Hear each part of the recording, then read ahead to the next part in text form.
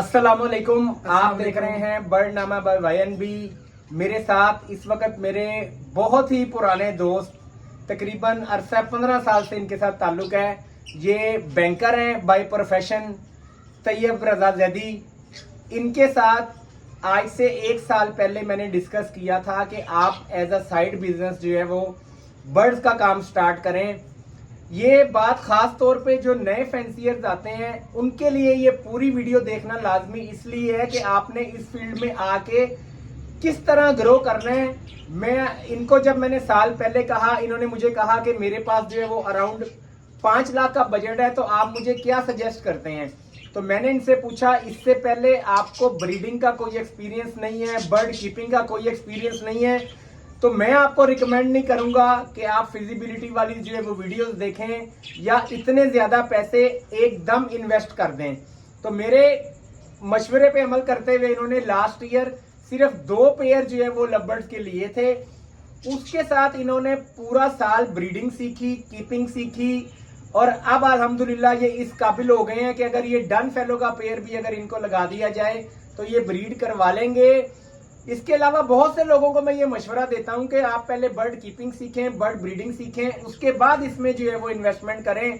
लेकिन मेजॉरिटी लोग चूंकि फिजिबिलिटी वाली रिपोर्ट्स देख के उनका दिमाग जो है वो आसमान पे पहुंचा होता है, वो कहते हैं बस रातों रात किसी तरह जो है वो पैसा जनरेट कर लिया जाए।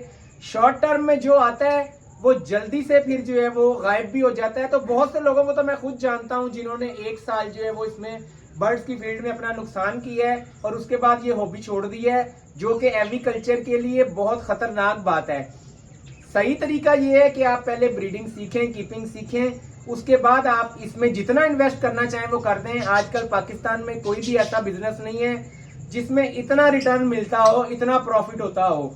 तो अब तैयब भाई का जो है वो मैं इनके शेड पे आया था, इनको जो जो अपग्रेड करना है, जिस तरह केजेस जो है वो खरीदने हैं और इन्होंने अपने बर्ड रूम को जो है वो अपग्रेड करना है, वो इनके साथ मैं जो है वो डिस्कस करने आया था।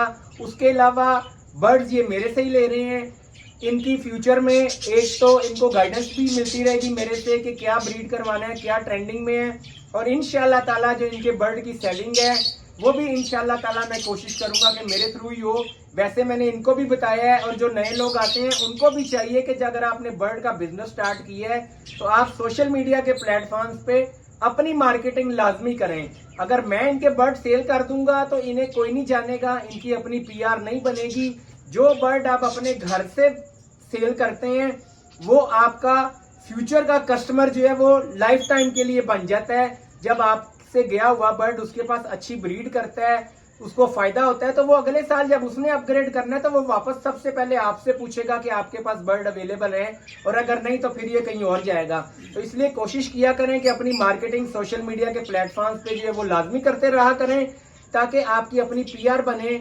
अपनी फ्रेंड बुक जो फ्रेंड लिस्ट है उसमें ज्यादा से ज्यादा परिंदों वाले जो लोग हैं वो शामिल करें। व्हाट्सएप के ग्रुप्स हैं, कुछ इवेंट्स होते हैं, सोसाइटीज के इवेंट्स होते हैं, कुछ लोग इंडिविजुअली भी जो इवेंट्स करवाते हैं, उनमें लाजमी पार्टिसिपेट करें ताकि आपको सीखने का मौका मिले और आपका इंटरेक्शन ज्यादा से ज्यादा एग्रीकल्चरिस्ट के साथ हो, ताकि आपका जो है ये गैदरिंग बढ़े।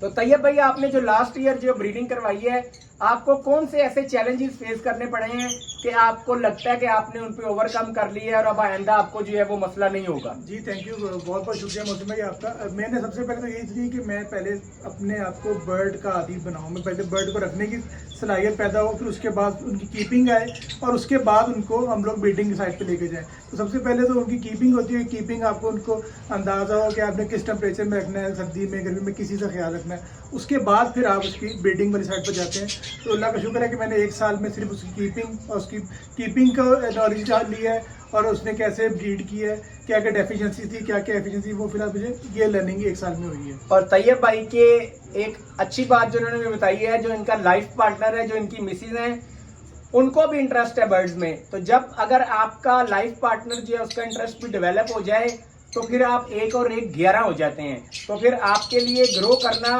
नॉर्मल इंसान की निस्बत जो है वो ज्यादा जल्दी आप ग्रो करते हैं। अल्लाह ताला आपके ब्रीडिंग सेटअप में बरकत अता फरमाए, अल्लाह ताला आपको इसमें कामयाब करे। दुआ में याद रखिएगा। जज़ाकल्लाह। अल्लाह हाफ़िज़।